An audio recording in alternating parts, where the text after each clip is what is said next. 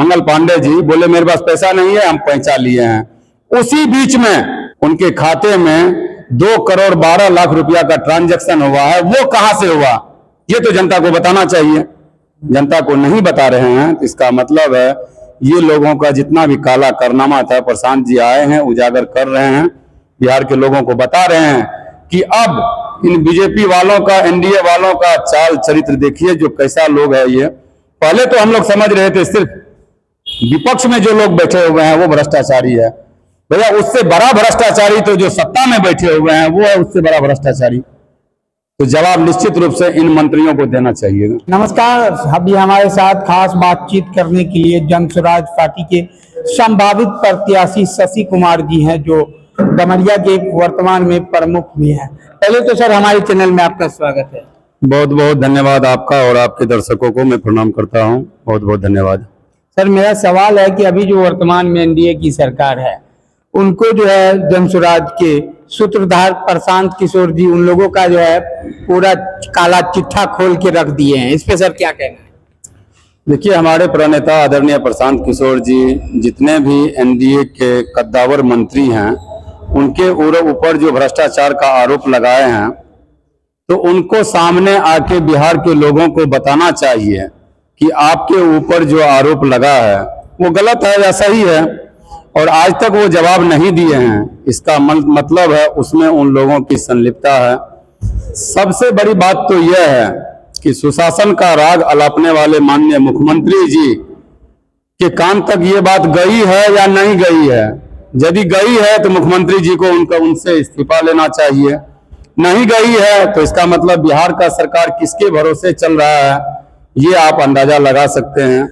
और मैं माननीय मुख्यमंत्री नीतीश कुमार जी से और हमारे पार्टी की तरफ से हम लोग मांग करते हैं कि मुख्यमंत्री जी, आपके मंत्री यदि इस बातों का खंडन नहीं करते हैं तो आप सामने आके बिहार के लोगों को बताइए, और वो जवाब नहीं दे रहे हैं तो उनसे इस्तीफा लीजिए। ये अधिकार तो मुख्यमंत्री जी का है ना, वो इस्तीफा लीजिए अपने मंत्रियों से आप। तो इनसे पहले जो है तेजस्वी पे ऐसी आरोप लगाया गया था, तो उनको जो है इस्तीफा देना पड़ा। बिल्कुल सही बात है। मुख्यमंत्री जी जब अपने होशो हवास में थे तो आज तक देख लीजिए 6 मंत्री पर एलिगेशन लगा, 6 मंत्री इस्तीफा दिए।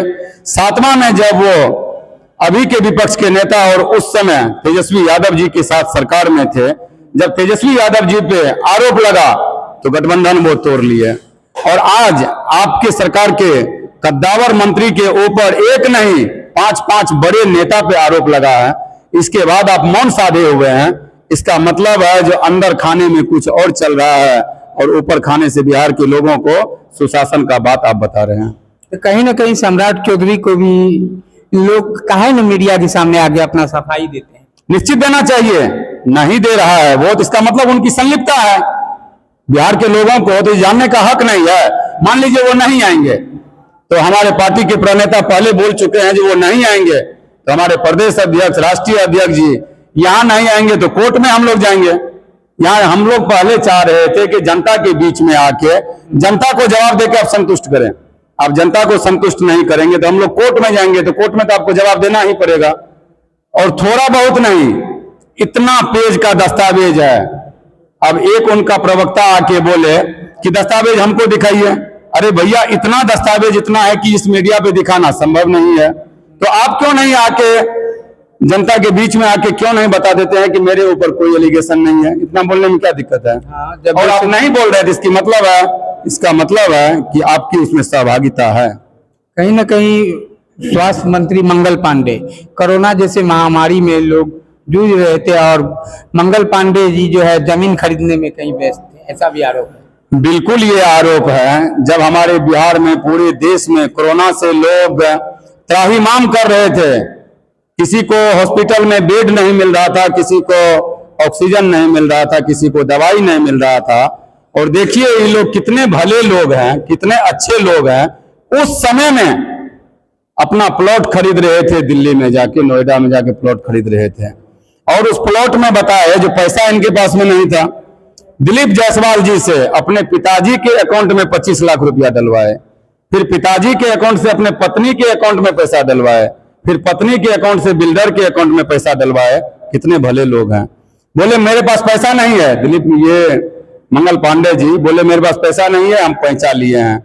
उसी बीच में उनके खाते में 2,12,00,000 रुपया का ट्रांजैक्शन हुआ है। वो कहां से हुआ, ये तो जनता को बताना चाहिए। जनता को नहीं बता रहे हैं, तो इसका मतलब है ये लोगों का जितना भी काला कारनामा था, प्रशांत जी आए हैं, उजागर कर रहे हैं, बिहार के लोगों को बता रहे हैं कि अब इन बीजेपी वालों का, एनडीए वालों का चाल चरित्र देखिए, जो कैसा लोग है ये। पहले तो हम लोग समझ रहे थे सिर्फ विपक्ष में जो लोग बैठे हुए हैं वो भ्रष्टाचारी है। भैया उससे बड़ा भ्रष्टाचारी तो जो सत्ता में बैठे हुए हैं वो है उससे बड़ा भ्रष्टाचारी। तो जवाब निश्चित रूप से इन मंत्रियों को देना चाहिए। अभी करोड़ों की लागत से जो है मेडिकल कॉलेज बना हुआ है, उनमें सही से मरीजों का इलाज नहीं होता है, लोग प्राइवेट में जाने के लिए मजबूर हो रहे हैं। हम लोग तो जनसुराज पार्टी शुरू से ही हम लोग बोल रहे हैं कि व्यवस्था परिवर्तन। मेडिकल कॉलेज बना हुआ है, वो मेडिकल कॉलेज सिर्फ आप देख रहे हैं कि इंफ्रास्ट्रक्चर है। गांव गांव में ढोल देखे हैं, अभी दशहरा का पूजा है, ढोल बजने के लिए आता है, अंदर में कुछ नहीं रहता है। अभी जो मधेपुरा मेडिकल कॉलेज है सिर्फ और सिर्फ वो ढोल है, अंदर में व्यवस्था नाम का कोई चीज ही नहीं है। यहाँ का लोग वहां जाएंगे तो सिर्फ यहाँ से रेफर होगा, आईजीएमएस चले जाइए, पीएमसीएच चले जाइए, डीएमसीएच चले जाइए, रेफर के अलावा कोई सुविधा नहीं है।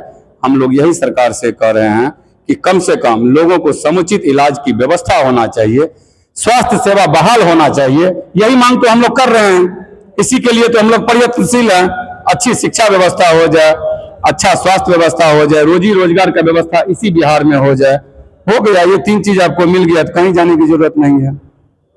देखिए, हमारे साथ बातचीत करने के लिए जो है शशि प्रमुख और जनसुराज पार्टी के जो है संभावित प्रत्याशी थे, उन्होंने अपनी बात को प्रमुखता से रखा। तो बहरहाल इस खबर के प्रति आप लोग क्या सोचते हैं, कमेंट बॉक्स में अपनी प्रतिक्रिया अवश्य साझा करें। जय हिंद, जय बिहार।